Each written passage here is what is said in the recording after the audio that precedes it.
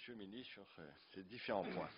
Se soucier de l'humain, pour commencer par les choses concrètes, a enregistré la création pour la première fois et depuis bien longtemps attendu, la création d'une banque maghrébine. Et cette banque maghrébine a maintenant constitué son capital. Son siège est à Tunis et elle va démarrer dès l'année prochaine sur le terrain. Ceci est peut-être un symbole de ce que nous voulons faire pour ce qui est de l'UMA. Aujourd'hui que, premièrement, nous avons raccourci les différences systémiques sur le plan de la gestion économique de chacun de nos pays. Nous sommes maintenant les uns et les autres dans un système libéral ou très avancé sur le plan libéral. Donc notre cadre juridique de droit économique est de plus en plus cohérent, également parce que nous sommes tous liés à l'Europe et que pour être associés à l'Europe, il a fallu le mettre en cohérence. Reste le plan politique. Le plan politique avec les événements de Libye, avec peut-être même les événements de Tunisie, nous donne l'espoir de ramasser et de mettre plus de cohérence dans la volonté de construction maghrébine. Avec les Marocains, nous devons gérer l'écueil de l'affaire du Sahara occidental en tant que contrainte sur le parcours de la création de l'UMA. Et nous avons décidé de considérer cette question du Sahara occidental comme étant une condition qui ne doit pas gêner le parcours de l'UMA, en rappelant que lorsque l'UMA a été créée, il y a maintenant 21 ans, le Sahara occidental existait déjà depuis 15 ans comme problème. Donc voilà quel est le sentiment que nous avons. Nous avons bien entendu beaucoup de pain sur la planche pour les prochains mois.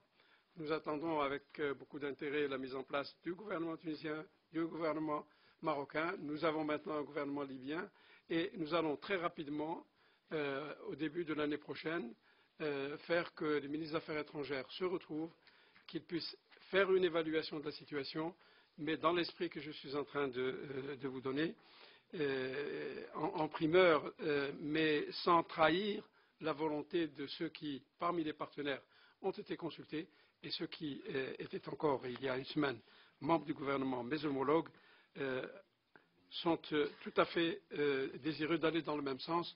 Je n'ai aucun souci en ce qui concerne ceux qui vont prendre la relève demain, sachant que les politiques, du point de vue de la diplomatie à ce niveau-là, sont suivies de manière très attentive par les chefs d'État et par Sa Majesté le Roi. Monsieur Guibal, les élections, est-ce que ce que nous constatons en Tunisie, puis en Égypte, etc., à savoir l'émergence de mouvements islamistes, peut avoir la même influence sur l'Algérie? Est-ce que je peux suggérer l'idée que c'est vrai, mais à rebours? C'est nous qui avons montré la voie de ce point de vue-là. D'abord, nous avons dans notre substrat juridique beaucoup d'éléments qui tiennent à la charia. Vous savez que le droit de la famille, il est d'abord emprunté à la charia, donc c'est depuis l'indépendance, ce n'est pas nouveau.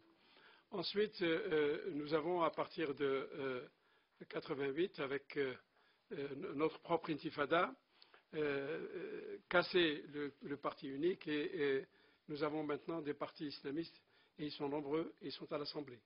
Je le disais tout à l'heure, nous avons un parti islamiste qui est au niveau du gouvernement depuis 11 ans.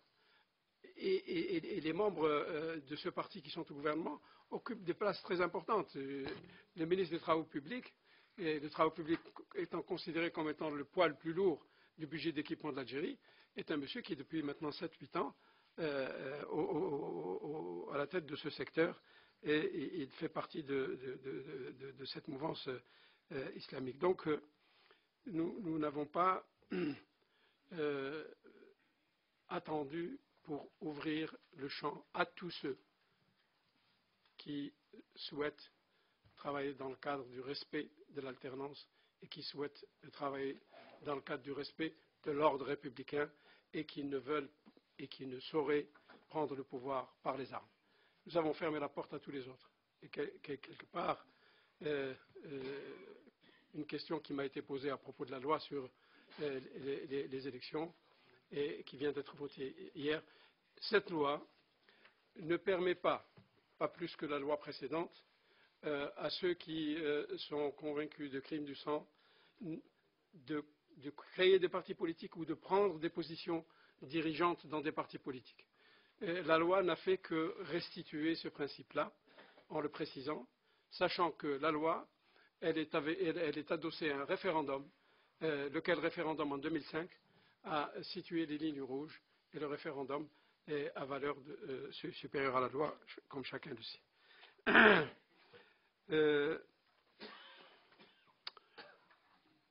Vous savez, les questions sur le Moyen-Orient et l'Iran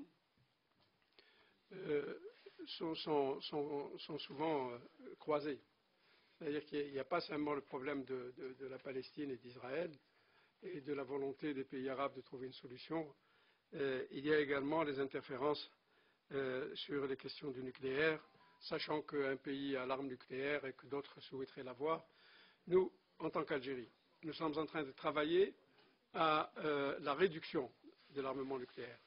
Et nous militons en tant qu'Algérie au niveau de la conférence de Genève dans ce sens-là. Et nous militons également pour que la conférence de 2012 sur le Moyen-Orient en tant que zone exempte de nucléaire puisse constituer une avancée pour le futur. Quant à l'Iran, nous considérons qu'elle a le droit de produire de l'énergie nucléaire à des fins pacifiques et que tous les pays, y compris l'Algérie, ont le même droit. D'ailleurs, ce droit-là, nous en faisons usage et nous travaillons avec nos amis français à la mise en place, notamment des capacités de formation qui sont indispensables pour faire que l'énergie nucléaire puisse s'inscrire dans le paysage énergétique de demain, mais sans risque. Vous en savez quelque chose et nous devons travailler ensemble et nous travaillons actuellement au montage d'un institut supérieur de formation dans ce domaine-là. C'est la première retombée opérationnelle et la plus importante de l'accord que nous avons signé en 2008. Monsieur le ministre Bianco, les femmes. Alors, je vous donne quelques chiffres rapidement. Lorsque le nombre de sièges dans une commune est égal ou inférieur à 4 sièges, c'est 20% le quota. Ça, c'est la loi. 5, c'est 30%. 15, c'est 35%. 32 et plus, c'est 40%. Il a fallu coller un peu à la sociologie du terrain. Le projet de base du gouvernement était un projet qui fixait 30% pour tout le monde. Et le débat a été extrêmement dense au niveau de l'Assemblée. Et pour finir, on n'a pas renoncé globalement aux 30%, mais on va le retrouver, ce 30%, dans une distribution autour de ces deux extrêmes, 20 d'un côté, 40 de l'autre, si on exclut le fait que le 50 concerne les gens qui sont de la communauté et qui votent à l'étranger. Alors, la commission électorale des magistrats, vous avez consulté comment? C'est très simple. Le président de la République, porteur de cette volonté de réforme, n'allait pas faire confiance seulement au gouvernement pour réformer, parce que c'est difficile de demander à quelqu'un de repédaler dans le même espace et s'améliorer. Et il a donc demandé à quelqu'un qui, en dehors du gouvernement, a reçu un mandat d'écouter le plus grand nombre possible